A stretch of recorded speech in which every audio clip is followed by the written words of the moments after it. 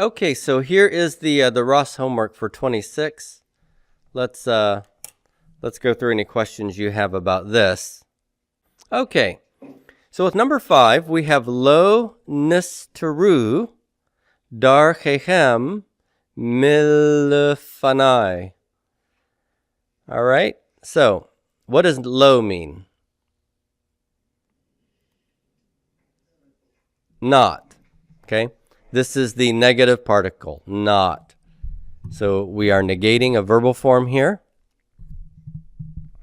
And we have nisteru. This is a new verb, so identifying the root letters may not be so easy with this one, but can you see any identifiable root letters from your vocab list? Here's satar, right? That's one of our new verbs. And if that's so, we have a noon prefix and a shuric suffix here, okay? Now, what could that be? The noon prefix could be a nifal noon, the noon associated with the nifal stem, or the imperfect first common plural noon, we will do something. If it's the imperfect 1CP, does the shuric on the end make sense? No. The imperfect first common plural noon doesn't have a shuric on the backside. So it can't be the imperfect. It's got to be the nifal. If it's the nifal, what are my 3 possibilities where the noon is present? Well, you tell me. Perfect. Uh-huh. And the infinitive absolute. That's right. Which one can we eliminate right off the bat? The infinitive absolute never takes anything on the backside. Participles, did the participles ever end with u? Nope. They end with 0, a, to, im, and ot, right? So not a participle. Do perfects end with u? Yes. Which perfect ending is u? 3CP. That's it. It's just 3CP. So how am I going to translate this? Satar in the nifal means to be what? To be what?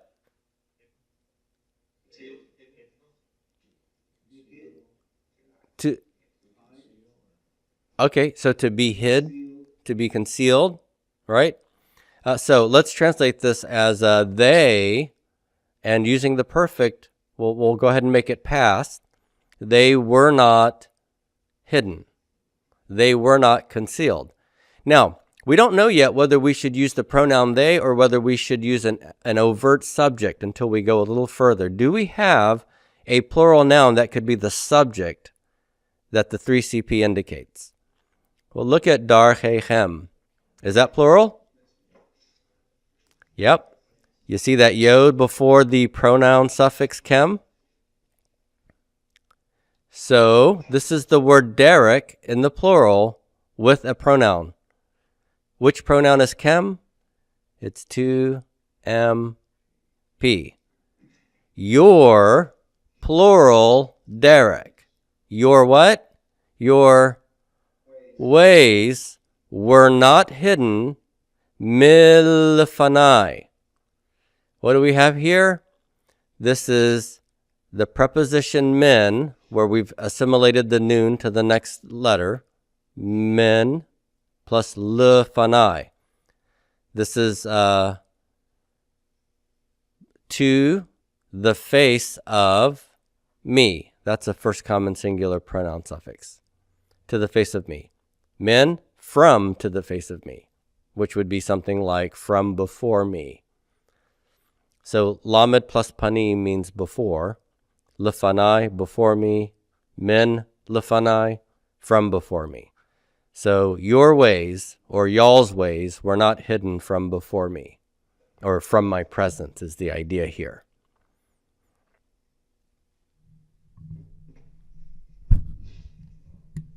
How do you say that as an imperative? Do not hide your ways from me. Ah, good question. So do not hide your ways from me is going to have to use a different form, okay? Here, the subject has to be, the subject of a passive verb. If you had the nifal imperative, it would be, don't be hidden or something like that, right? We'd have to switch to a different stem, one that you don't know yet, which would be the hifil stem. So we'll learn that soon enough. All right. So any other questions on the translation homework here?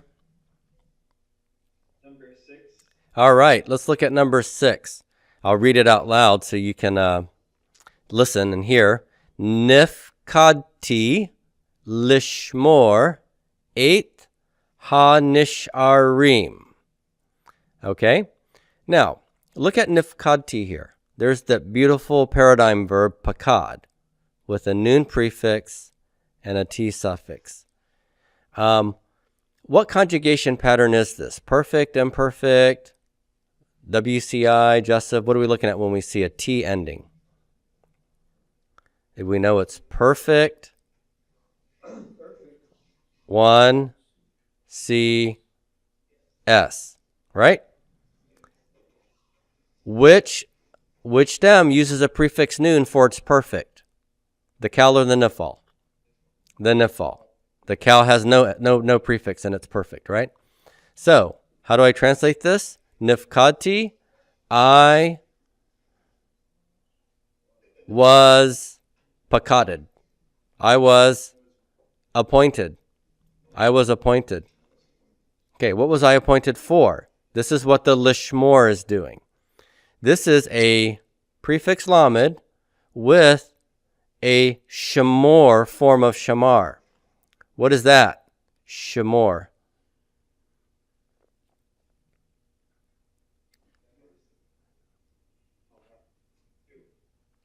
Well, what kind of verb forms take a lamed preposition?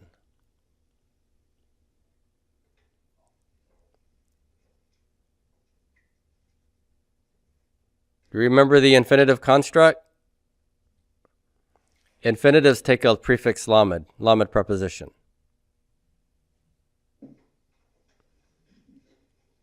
Okay?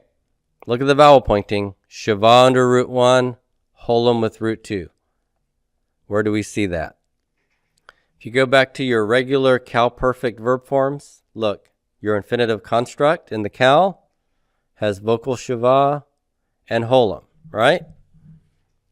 Pakad becomes pakod. I want to add a lamed preposition to pakod. What happens? It would be le fakod, 2 vocal shivas. What happens here? Red Rider problem, shoot out an I, and I get lift code. Lift code. So you see that pattern, lift code from pakod, the act of appointing, okay, or to appoint. Compare that with our homework here. I have lishmor, lift code lishmor. That is the kal infinitive construct with the preposition lamed.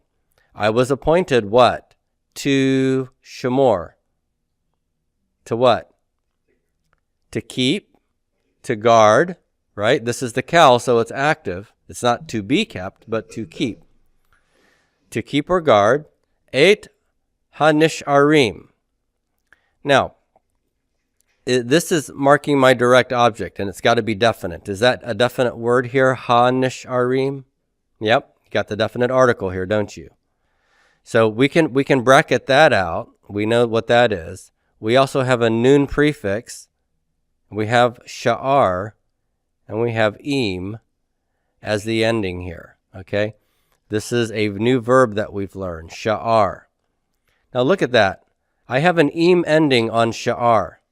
What kind of conjugation pattern has im and ot and 0 and and ta? Participles. Participles behave like nouns and adjectives. Im, what gender and number is that? Oh, how easy that is, right? So this is sha'ar. It's a participle that's masculine plural. Now look at what I've got before the first root letter. I have a noon prefix. I have this irreducibly long kametz, this long A here as well. Which stem does that for its participle? The nifal does. The cal does not have a prefix nun for its participle. It has no prefix, and it has a holum with root 1. Review that.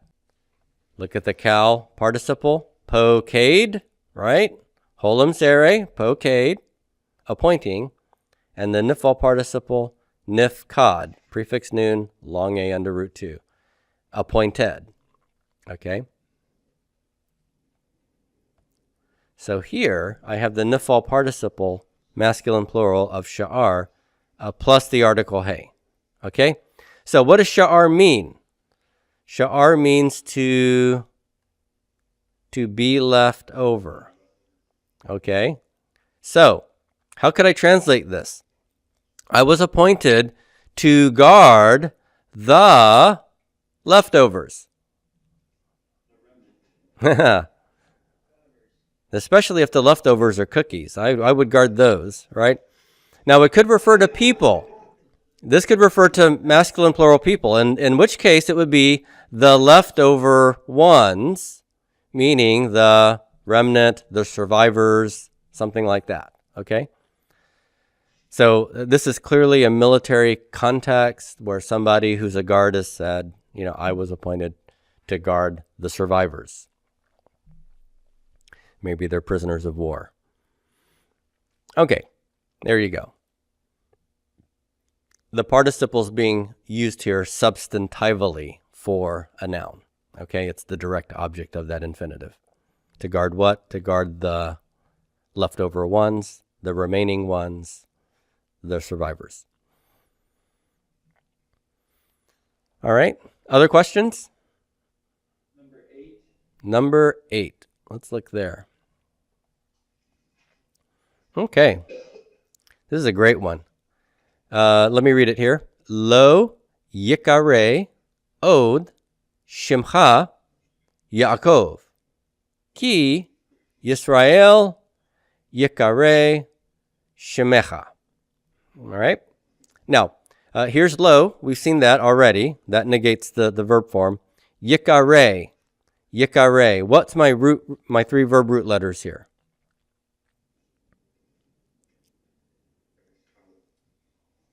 I have kof, resh, aleph. Kof, resh, aleph. Kara. That a new verb for you? I think that's new this chapter, right? Kara. What does it mean in the cal? Yeah. To call, or to read, or to summon. Okay. Now look at the vowel pattern. It's yikare. Yikare. So I've got a yod prefix before. That's going to tell me it's the what? Imperfect. And the prefix yod with no ending is 3ms. Now what stem uses the vowel pointing i'ae? Yikare. Cal or nifal? The nifal does. So this is a nifal imperfect 3ms. Now, let me just remind you, the form yikare as an imperfect 3ms could also be the jussive 3ms, okay? Because the imperfect and the jussive are often identical. How can I know absolutely for sure, certain that this is not a nifal jussive 3ms, even though the form would have been the same? It's what's negating it, lo. Okay, if this were the nifal jussive, what would I use to negate it? I'd have to use all, right? Remember, all negates volitional forms, like jussives, and lo negates imperfect forms. So this is nifal imperfect 3ms. Now, if it means to call someone in the cal, in the nifal, it would mean to be called, okay? Now, the question here is, what is that subject? What is it that will not be called? If you come back over here, we have od as still or yet, and with lo, it would mean not still, meaning no longer, okay? So no longer it will be called. What will not be called? Look at shimcha. What is that? This is the noun shame. What's that? Name. Shame, shame. Everybody knows your name. Okay? So whose shame is this? Whose name? Ka. That's to a mes pronoun. Your name. So that's going to be my subject. It's singular, isn't it? So your name not will be called still, meaning your name will no longer be called Yaakov, Jacob. Now, the key here, you've learned to translate as that, right? And because, but then here is another way to translate it. Rather or but, okay? Whenever I have a negative sentence before a key, and then that negative sentence is somehow tweaked to make it into something positive, that is, if there's this contrastive idea here, then the key can have the translation value of rather or but. So no longer will your name be called Jacob, but Yisrael Yikareh Shemecha. Okay? The subject is still Shemcha. I've lengthened the vowel pointing because it's in pause. Okay, so that's pausal lengthening here. But your name will be called Yisrael, except the word Yisrael has been fronted before the verb. It's a kind of highlighting device in Hebrew to front things in front of the verb. It gives prominence to it, but it's not the subject. Okay, the subject is still Shemcha. So your name will not be called this. Rather, your name will be called Yisrael, Israel. Okay? Same verb form, by the way, Yikareh, Yikareh. All right, any questions about that? Thank you, that was very helpful. Alrighty, good deal. Anybody else have any questions on the homework?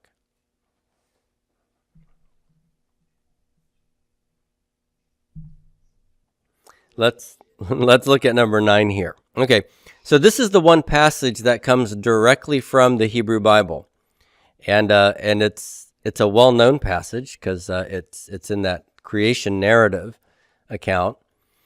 We have Ele Toledot Hashemayim v'haaretz b'hebaraam. Okay, what's Ele mean? These. This is the near demonstrative in the plural. These, and I'm going to be lacking a copula here, but I got to supply it. These are Toledot. These are Toledot Hashemayim v'haaretz. Notice I've got an ot ending, which makes it what gender and number? Feminine plural. That's right. There is no article here. Okay? This is the word for generations. So I could conceivably take this as being indefinite because there's no article. These are some generations, or these are generations. But notice that I have following Toledot Hashemayim. And since the feminine plural ot does not change when a noun's feminine plural and construct, it is possible that this is a construct chain. Okay? And if it's a construct chain, Toledot Hashemayim, with that ha tells me that this is going to be definite here too, right? Because in a construct chain, the definiteness of thing 2 renders thing 1 definite as well. So these are the generations of what? This is actually a compound form, right? These are the generations of the heavens and the earth. Now, this last thing we see here is telling me when. Okay? Now, we don't quite know that yet, but I'm tipping my hand here. Look at what we've got. We have a new verb, or a newer verb, bara. Now, we've got 1, 2, 3, 4, 5, 6 consonants here, right? So you might be going, okay, 6 consonants, which one's my root letter? Well, I could maybe start with Bahav. Could that be roots 1, 2, and 3? No, because there's no suffix called Ra'am, okay? That wouldn't work. What if I instead went with, let's see, Chavar? Could Chavar be my root letters? A bet prefix could make sense, right? That's possible, but I don't have any kind of suffixes that look like that. So that wouldn't work, would it? So what about bara? Yeah, we like that too. That is an identifiable verb, which means to do what? To create.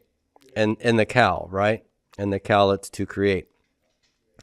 Now, if that's the case, I've got a mem on the end. I have a hey prefix here, and I have a bet prefix here. Okay? Let me go ahead and just bracket this out for a minute. Are there verb forms that have a hey prefix before root 1? Well, take a look at your principal parts and see if in the cal or the nifal we have a prefix hey attached before root 1. Yeah, so take a look. The only place I see prefix heys before root 1 in the cal or the nifal is in the imperative and in the infinitive construct, right? Both of them have hypocade, okay? So that's a possibility. Now, what did we have on our verb form? There was a preposition bet before the hey, wasn't there? Which one of these two verb forms can take a preposition bet attached to it? The infinitive construct, okay? The infinitive construct. It wouldn't make sense to put a preposition bet on a command, right? If my command is eat, I wouldn't say in eat, right? But if I put a bet on the infinitive, it would mean in the act of eating, right? Okay, so I could put a bet on an infinitive construct, whether it's on the cal infinitive construct or the nifal infinitive construct, doesn't matter what stem, infinitives can take preposition bet. Okay, so let's look at our forms here. We have b, hibara'am. So that is the preposition bet attached to a hey prefix form. So I would say that this is the nifal infinitive construct plus I've got a pronominal suffix attached here, right? Plus the preposition bet. Okay, now the last thing we have to figure out is which pronoun is that, mem, at the end.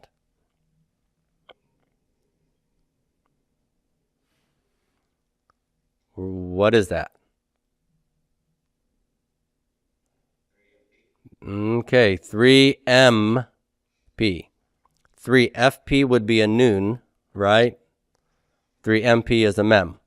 Okay, now, when we have a bet attached to an infinitive, how are we going to translate that? We're going to translate it with when. Remember that? When something happens. And then the pronoun will be the subject. So when they. And then if my verb were in the cal, then it would be active, when they did something or do something.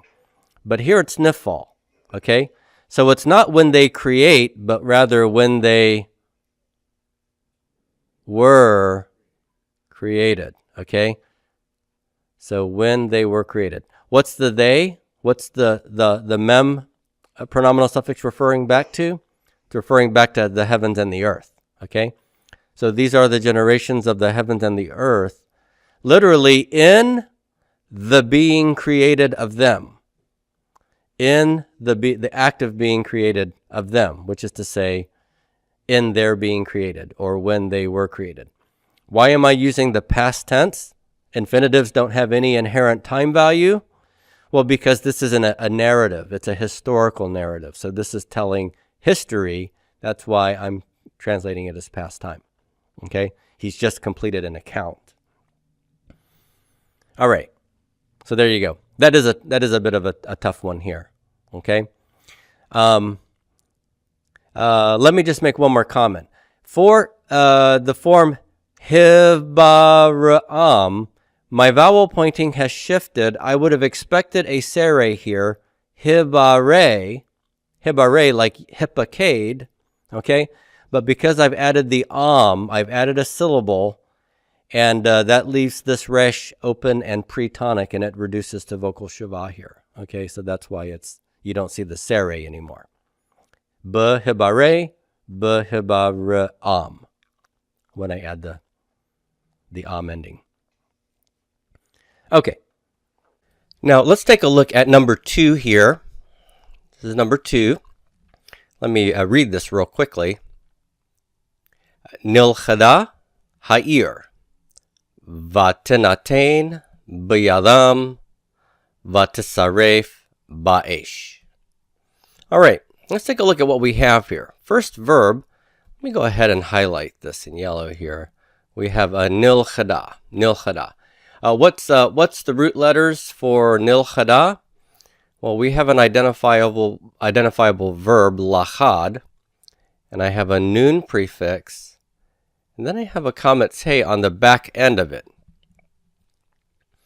Now, there's a couple of possibilities for this sort of form. Remember, noon prefixes could be the nutty prefix noon that indicates first common plural, or it could indicate a nifal noon prefix, a stem noon, associated with the nifal stem. The kametz hey on the backside, if this is a 1CP, could be cohortative as well, couldn't it? And if it's a nifal, then this could be a nifal form that has a kametz hey on the end as well.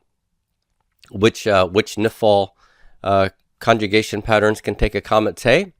Well, the nifal perfect could do that if it's 3FS. So that's a possibility here as well. Now, if we go ahead and look at the other forms here, this is going to give us a clue whether we should take this as a first common plural cohortative let's lakad, and that is technically something that could be let's lakad, let's capture. But these are WCI forms over here, which makes them past time. And that makes me think that this must be a nifal perfect, 3FS, in which case it's probably a past time verb where some feminine singular subject is being acted upon in terms of this verb. So something was captured, passive, nifal perfect. Okay. Now, what is the subject? Here's the subject, ha'ir. The city was nifal lakaded. The city was captured. And then the next thing that happened is this WCI form in sequence with the perfect. What do I have? I have the verb nathan. Those are my root letters. And a vav pathak doubling dot. That indicates that it's WCI or vayiktol. The tav prefix before and no suffix here tells me it's 3FS. So very likely the same subject referent as the subject over here. It, the city. And then natan in the kal means to give. But look at the vowel pointing here. It's vatenatain. Kirik under the nutty prefix, doubling dot or dagesh forte in root 1 and a kametz, sere theme vowel. This is our nifal prefix conjugation pattern, and the WCI is one of our prefix conjugations. The IAA pattern, but with a tav here instead of a yod. So, and it was given, passive. Kal is to give, active, nifal to be given. So the city was captured and it was given, b'yadam, bet, in, or into, yad, hand, and I have a 3MP pronoun suffix here. This is telling me whose hand it was given into their hand. And then next, va tisaref. Here are my 3 root letters, saraf, which means to burn in the kal. The vav pathak dagesh forte is WCI. the tav prefix is another 3FS form, and the same subject as Vatinatain and Nilkada. So it's it, meaning the city. And it was sarafed. It was burned, ba'esh. Ba'esh. Now here with b'yadam, the bet is locative, has to do with location, in, to their hand. Here the bet is what we would call an instrumental bet, a bet of instrument, and that means what you do, the object of the preposition, what you do with that. So we're going to translate this bet as with. So, and it was burned with fire. All right, so that is the way to translate number 2 and how to understand it. By the way, the vatisaref is that nifal WCI pattern here, i'ae. Now, number 3 here, real quickly, is, I'll read this, Bidbar Adonai Nivre'u Hashamayim. Now, Bidbar Adonai. Here I have the word davar. Notice the vowel pointing has changed to divar. This is reduced vowel pointing, and it's connected with Adonai.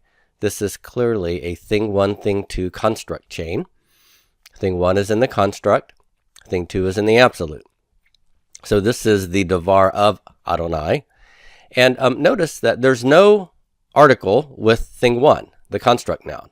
And the reason for that, as we have learned, and I've jumped up and down and screamed over and over again, thing 1, the construct form never takes an article. So even if it's definite, you can't put an article on it. You determine its definiteness by letting it be in construct with something definite. And here Yahweh as a proper noun is definite. So I'm going to translate it as the word of Adonai, or the word of Yahweh, even though there's no article here. And then the bet is, as we saw over here with b and ba, the bet could have a couple of possible semantics, right? It could be spatial or instrumental. And we're going to have to look at the rest of the sentence to see. So this is either in the word of Yahweh or by or with the word of Yahweh. And then we have our main verb, nivre'u. Nivre'u. What's my root? Bara. Bara in the Cal means to create. And I have a noon prefix before root 1. And I have a shurik on the back side. Now that noon could be a first common plural, prefix noon. It could be a nifal stem noon. If you look at the shurik on the back side, this eliminates the first common plural option because there are no nutty prefix noons that also have a shurik suffix. So it must be a nifal form. And if it's a nifal form, the nifal perfect has a noon, the nifal participle has a noon, and we also see with the infinitive absolute a noon. But the shurik that comes after it is only characteristic of the nifal perfect. The participles have the adjective endings, and u is not an adjective ending. So this is a nifal perfect, and once I've settled on this being a nifal perfect, then the shurik tells me it's got to be 3CP in the perfect conjugation. So something plural in the passive nifal, something plural was barad. Something in the passive here, something was created. Now here is the last word, hashamayim. That is a plural noun. Technically it's dual, but it'll take a plural verb form. We're going to make that the subject then. The heavens were created. Nivre'u hashamayim. The heavens were created. Now let's go back over here. What are we wanting to say here in our translation? In the word of the Lord, the heavens were created, or by the word of the Lord, the heavens were created? I would take this as an instrumental use of the bet, okay? And it's indicating by what means, all right? So by the word of the Lord, the heavens were made.